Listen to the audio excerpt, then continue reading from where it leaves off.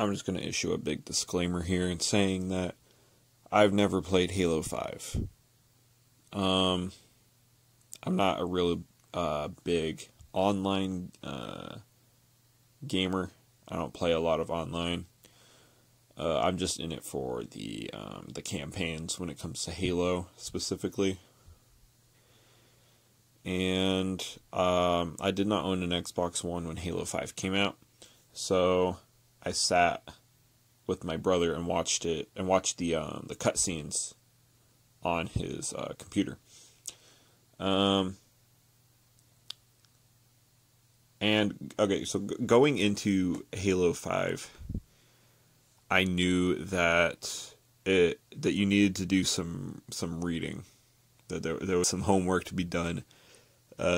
If the last Halo game you played was Halo 4, which was the last one to come out before Halo 5, I knew that there was some homework that you needed to do. So I was just like, okay, so before Halo 5 came out, I went on the computer and went on the Halopedia or whatever it's called, and read up on all that I needed to know going into Halo 5.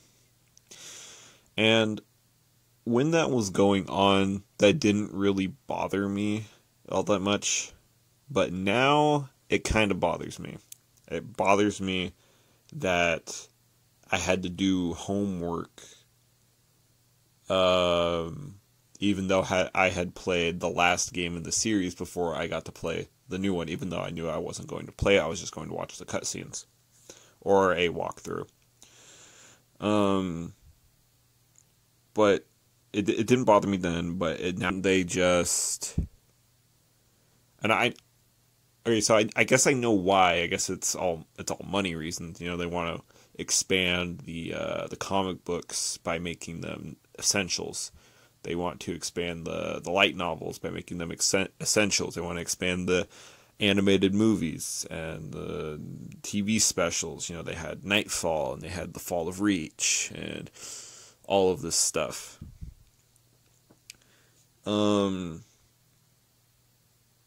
And I know I'm not the only one. And I know that this has all been said years and years ago. That game came out 5 years ago at this point.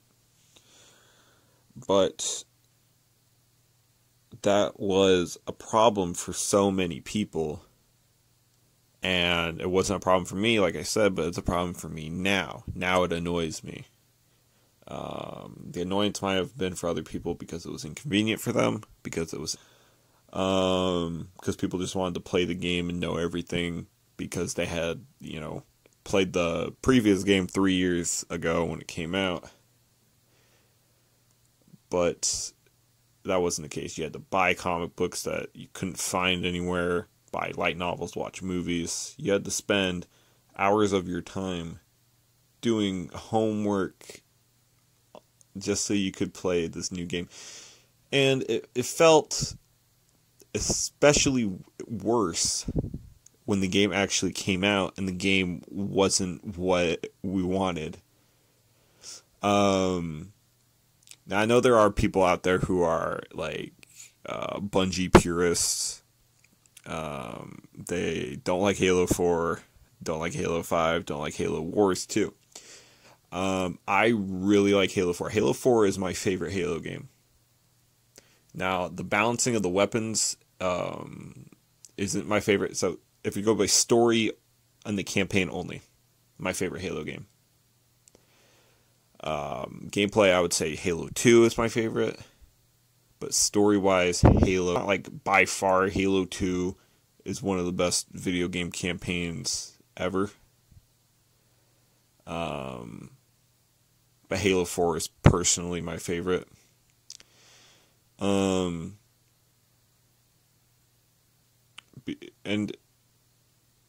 it had an actual like time skip, right? But there wasn't a bunch of stuff that you needed to read up on because it was just Chief in the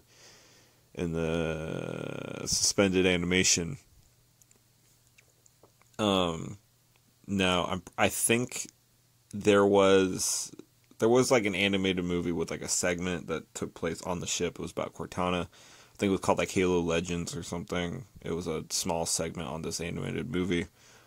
It was like 5 minutes long, if that. And I'm pretty sure there were comics and light novels and other things. I'd cast that you had to listen to for Halo 5, I mean.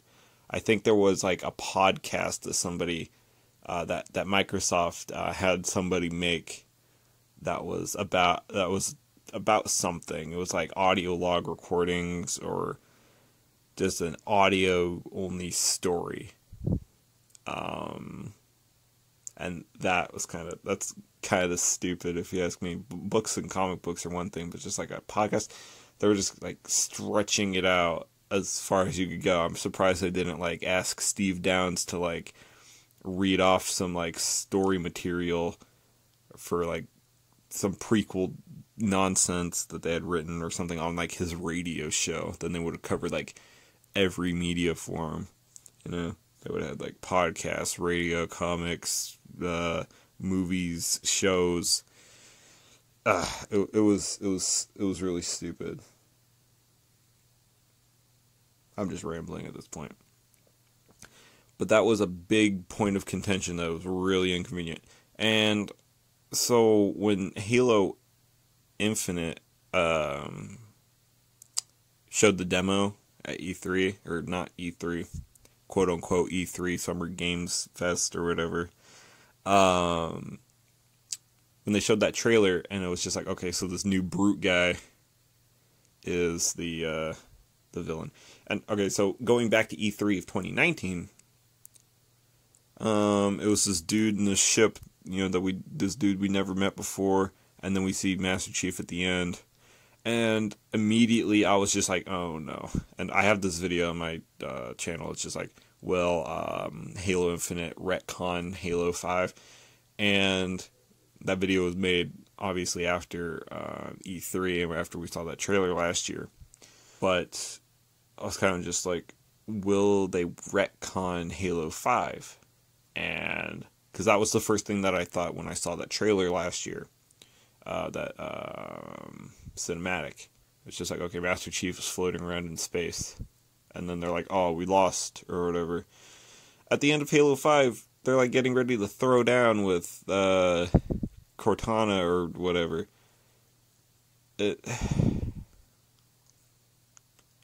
It's kind of like, it's thinking about it now.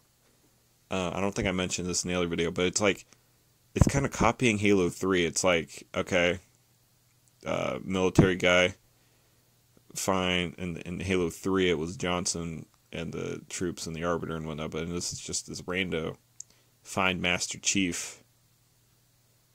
You know, in Halo 3, he crash landed, but in this, he's just floating in space. So he finds Master Chief, and then and Master Chief lost Cortana and stuff like that. His armor's locked up. It's very reminiscent, and it's and back to it, the retconning thing.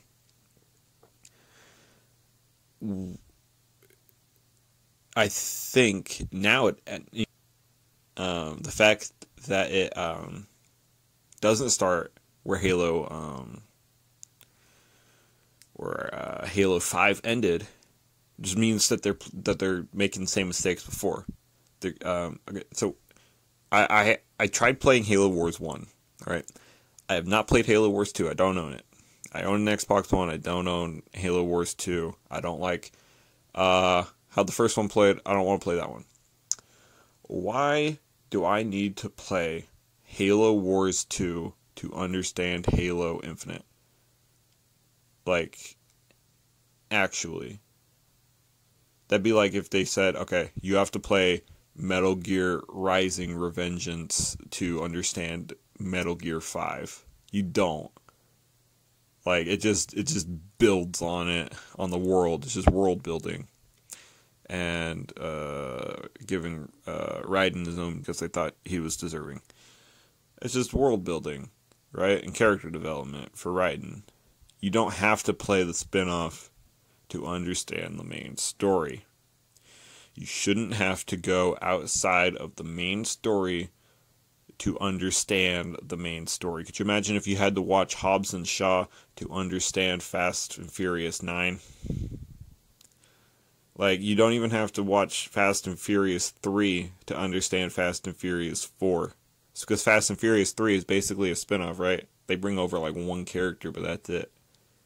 Like, I haven't seen Fast and Furious 3. That's one of my favorite franchises. And I just went 1, 2, 4. No problem whatsoever. Fast and Furious 3, as far as I'm concerned, is a spinoff that they just brought a character from. Anything that is Halo series title, even Halo Reach. Halo Reach is a prequel, but so it's not necessary, you know? You don't have to play Halo Reach to understand Halo 4 just because it came out after Halo 3. You don't have to play Halo Wars or Spartan Assault or Halo 3 ODST to understand Halo 4. It's just Halo 1, 2, 3, 4, and then they mess it up with 5. There's all this stuff in the middle. It's just like, why?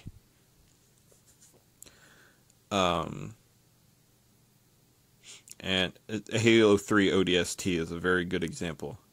It's just like, it's world building. It's introducing new characters that they could use at different points in time. And they used Buck. Like, you don't need to know who Buck was to play Halo 5. Like, Halo 3 ODST is not the required as it is, with all of the required reading that they make you consume for you to not be confused by all of this extra stuff.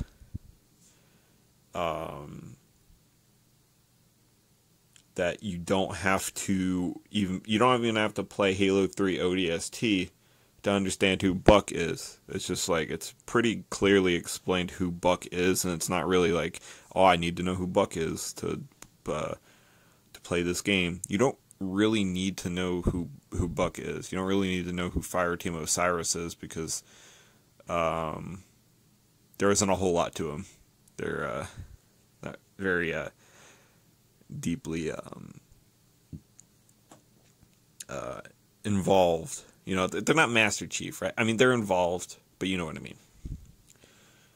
Now, Master Chief is a character we've been with for a while, and I think the reason why they haven't introduced Blue games is, one, because Master Chief has always been, like, isolated. You know, he's either on a different planet doing stuff, and they're probably doing their own stuff, you know, being Spartans and whatnot.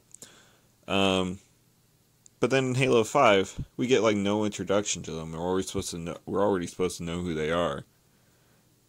Right? It's not like with Buck, right? It's different because we haven't known Locke for 20 years. We've known Locke for a year because of Halo Nightfall. So it's just like, okay, he's friends with Buck, cool. If you know who Buck is, good for you. If you don't, that's not a problem, right? Same with Tanaka and Vale, right? Can't believe I still remember their names. But Master Chief, we've known him for 20 years, and now all of a sudden he has this group of friends that he acts like are just like his best buds, who he would, you know, he rides and dies with them. You know, I thought that was like Cortana and Johnson, and that was it. They were his ride and die. And now we have these 3 other, like, nobodies, just so they could include this new stupid game mechanic that doesn't even work because the game is trash. Again, I haven't played it, but that's what it looks like, and that's what I've heard. Even now, people still are, right? I don't like that game mechanic, and I'm glad they're doing away with it, right? But back to, like, the retconning thing, and I'm all over the place, I'm sorry, but you're just gonna have to keep up, please. But where's Blue Team? You know, where's Locke? Where's Fireteam Osiris? Where are they? Where are they? You know, are they just like, okay, they don't exist anymore, you guys didn't like them? You know, you can't just flip-flop. That doesn't tell a good story. And Halo 5 was a bad story, and Halo Infinite is probably going to be a bad story as well, because they're just trying to like, oh, you liked how Bungie stuff looked? Well, here you go. Oh, you didn't like Jewel and Dama and Cortana as the villain? Well, Cortana's still gone because it's reminiscent of Halo 3 and y'all like nostalgia, but we're going to introduce these new brutes from Halo Wars 2, or it's all over the place, you know, like my video here.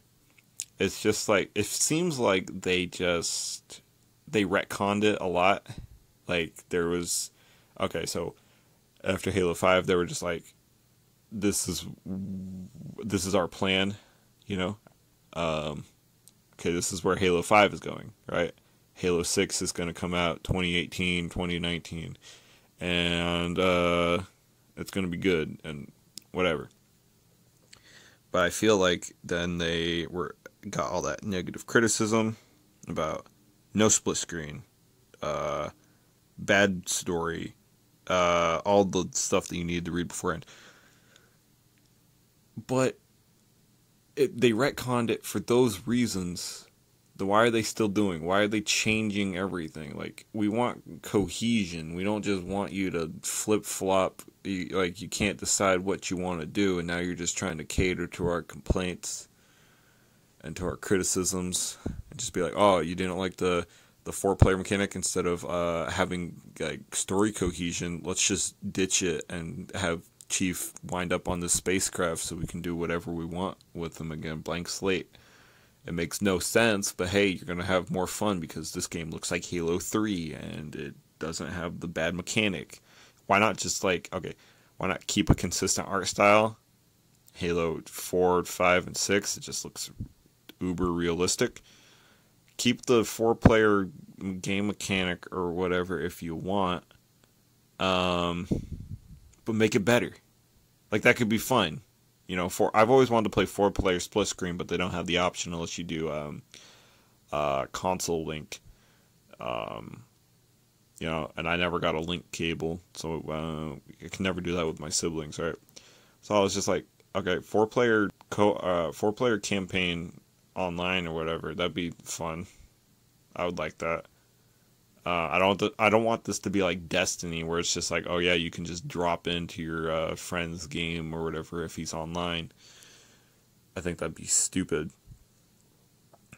And I just think that they don't know what they're doing, and they're flip-flopping and just catering to whatever people complained about 5 years ago.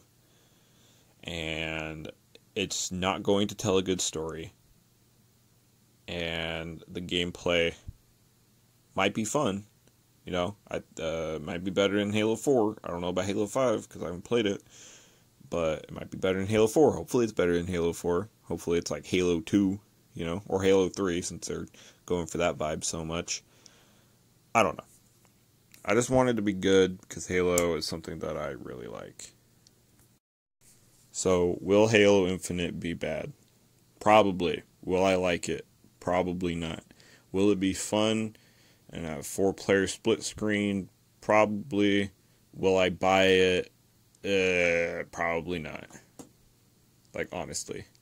I just got a Switch. That's been my main gaming thing. I still have my Xbox because Blu-rays and the Monster Hunter World. But, yeah, I mean, I have the Halo Master Chief Collection. When my siblings visit, I play with them. And I don't really need Halo Infinite, you know? Like, I don't want to play Halo Wars 2 so I can understand Halo 6. I just want to play the numbered series to get the numbered series.